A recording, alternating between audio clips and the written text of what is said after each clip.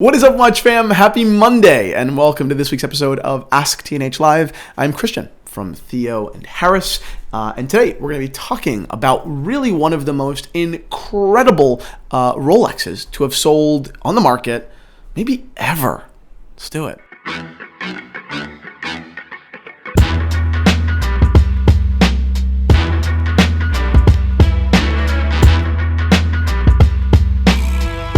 All right, we are live here on Instagram at Theo and Harris. You guys on YouTube, if you don't already, follow us at Theo and Harris every single day. We not only give you a sneak peek at some of the most incredible watches that we come across, and believe me, in our line of work, we come across a lot of great watches, but we're sharing industry thoughts and all that stuff and really engaging with the community. So go ahead and follow us at Theo and Harris on Instagram. Get your questions ready. We're going to be doing a giveaway. If you're on our Instagram and you ask a great question, we're going to send you a TNH shirt. And they're fucking beautiful too. Supima cotton, really, really great stuff. Super comfortable. I have very sensitive nipples, so my shirt's like that. Like that shirt, if it was like rough, I'd be bleeding like a runner. It'd be a disaster. I gotta put Band-Aids to wear other shirts, but that's not true.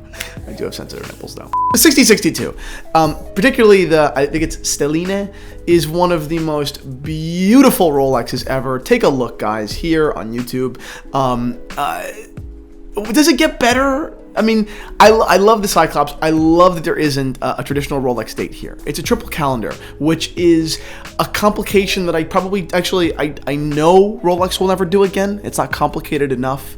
Rolex would now have to do annual or perpetual or something like that. But this is just a great vintage triple calendar watch. It is an Oyster Case, but the entire kind of profile of the watch, maybe from the crystal, because the crystal is a bubble, maybe it is the lugs as well. I think they're a little bit shorter than Datejust. The case is a little bit different. In nuance, it's different than 34mm Rolex dates and things like that.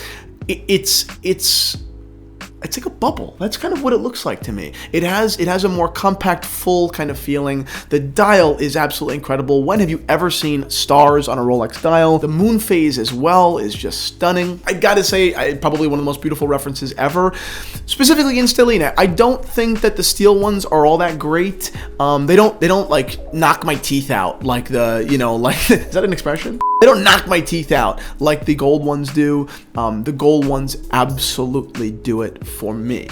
This example just sold, I believe, at Christie's for $1.5 million, which is a ton of money for anything, and it's a lot of money for a watch. But believe it or not, that's not the most expensive 6062 ever sold, because the most expensive 6062 ever sold was last year, I believe, and it was called the Bao Dai. That watch sold for over $5 million. All about provenance. The provenance was the whole point of the watch, and someone owned it. I forgot who owned it. Was the guy named Bao Dai? I don't remember. I'm an asshole. But this example, it's this Stelline from Christie's that is incredible because of its case patina. Its condition of its dial is gorgeous, but its case patina is, to many of you, hideous. Flat out. I'm sure that many of you think that that's a ridiculous thing to enjoy, but let me tell you, that case patina brings $1 million premium to that watch. For two reasons. One, because it is quite common to think that it looks beautiful. It's subjective, of course, but I find it absolutely gorgeous, which makes me, want to buy it all the more. But second, because of what that patina says, okay? That outer, that shell, the outer shell, it's solid 18 karat gold or 14 karat gold. The case, the outside of the case, because it has not been touched, it hasn't been polished, it hasn't been cleaned, which those two things would remove all that color and restore it back to its original shiny yellow gold.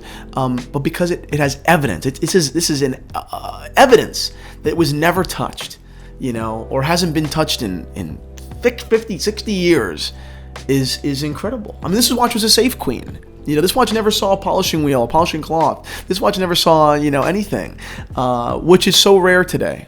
It's so rare today. And yeah, there are new old stock watches out there, and they would have sold for less, right? But that purple, green, blue patina is remarkable. And guess what? The watch is unmistakable. No one will ever, you don't need to be a watch genius to spot that watch. This is the only one in the world, just like this, And yeah, I paid $1.5 million for it. So congratulations to its new owner. I absolutely love the watch. If I had to have one watch forever, it might be that. Let's get into the question time. Anna, take it away. What is my dream watch right now? A Rolex Date in platinum with a nice blue dial.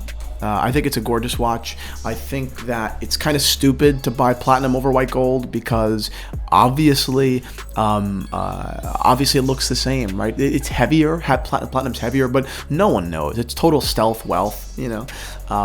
But that ice blue dial to me is incredible. What I want in my next big watch is this. I remember my dad's Rolex GMT as a kid, right? That was my dad, right? That GMT was him. He was a one-watch guy, basically. He had a couple of watches, but he was basically a one-watch guy. And I know that my kids, if I'm ever lucky to have them, they'll know I have a lot of watches. They'll know that, you know, Daddy collects watches, right? That's a thing. But I'd like there to be one watch above all others, right, that they associate, you know, with vacations specifically and running around and just doing things. And I feel like a modern, and because the Platinum Date is, I would pick a modern watch. It's doable. I could take that to, you know, off the coast of Italy. I could take it swimming. I could take it down to the Florida Keys. I could take it to Stinson Beach. I could take it anywhere and knock around with it. And yeah, it should probably be a safe queen because how expensive it is. But the watch can take a beating. That would never be able to happen with my vintage Datejust, which again is extremely durable. I do a ton with this watch, and I have never even had one problem with it. But I'm not going, you know, I could take it the step further, you know, the new platinum, you know, with the ice blue dial, 36 millimeters. Yeah, I'd like there to be that watch, you know. So I need one modern, and that's it. My favorite female watch geek on Instagram is Anna Griffin C. TNH co-founder? No, I'm the founder. But Anna was there when TNH started. She was employee number one. Anna is, there are many impressive women in watches. There really, really are. They don't get the attention they deserve. They really don't.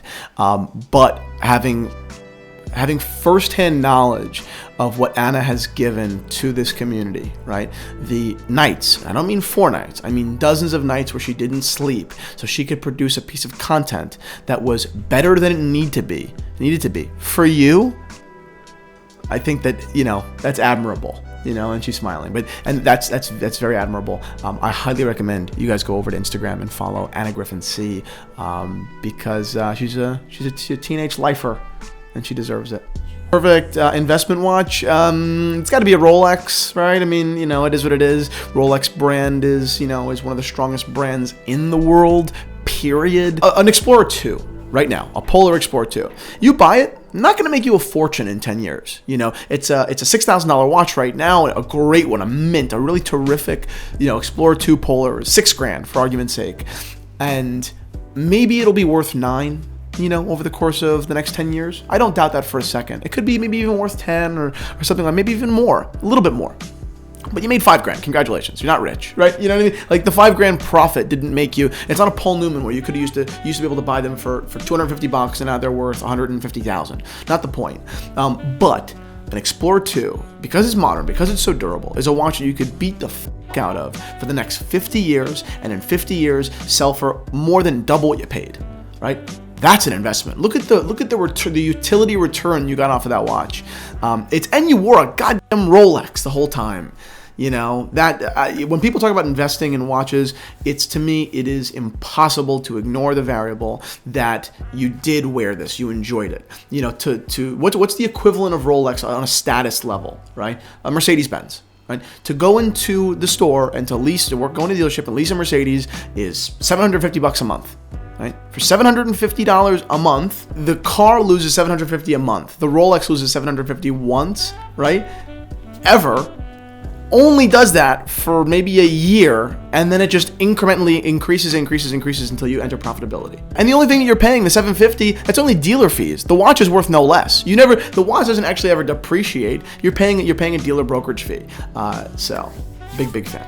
And it says, if you want to be an intern at Theo and Harris, email Anna@TheoandHarris.com. Any other questions? Hardest thing I've had to overcome with Theo and Harris. Jesus, how do I say this without like getting all depressing and Where do I take that? My relationship with my mother? I mean, do I take it? I'll give you a couple. I'll go off on a little rant. So many of you guys know that I was supposed to go to law school, and I had a feeling in building Theo and Harris and engaging in the lunch community that I could make a career out of this. And I had very little reason to believe that, but I went for it. And my mom, who had nothing but my best interest in mind, was very, very angry. She wanted me to pursue higher education, graduate school, become a white collar professional. And when I told her, "F you, I'm not doing it," after many, many fights, we had a tremendous strain on our relationship for over a year. While T&H was not profitable. I had no reason to say I'm doing the right thing. I had no foundation or no proof that it was going to work. I just took a shot, risking my relationship with my mom. Definitely. The fights we got into were unbelievable. Now, my mom not only works for Theo and Harris, but is one of our biggest supporters and fans and in the world. So that was a big one. Just overall, how many sleepless nights I had, risking this money. I mean, how many, all this stuff, guys. Starting a business fucking sucks. It pays off now. And even now, now that the business is self-sustaining and it's made wonderful friendships and wonderful relationships. My dad just walked in the room, and what are you gonna come say hello? There he is, rolling. My dad just walked in the room. Theo and Harris What's up, guys? 100% should be accredited for a lot of our relationship, right? The fact that we get to come on this channel and do a liquor run 4 times a month or every week is invaluable, right? That said, a lot of the nights do suck. No matter how rewarding you have on the highs, the lows are bad. November was a terrible month, right? But you re-strategize, you figure it out. You don't hate yourself. You don't say that, wow, I'm f***ed. You just say, let me double down. Let me figure this out. Maybe you did a couple of wrong decisions, but that happens to everyone, right? Every business has highs and lows, but when you're steering the ship, you just hope that the people around you are going to keep you focused and keep you happy so you can continue steering in the right direction. And for that, I am very, very grateful for Anna, to Aaron, to Michael, to Logan, to my mom, to my dad, my dear friends. It's just, it's hard, but it's worth it, at least for me. That's it, guys. I'm going to go. That was the best question? JC Wilson 300. JC Wilson 300. You just want a shirt? Send us your DM or email info with Theo and Harris, and you get a shirt. I love you guys very much. Happy Monday, and I will see you all Wednesday.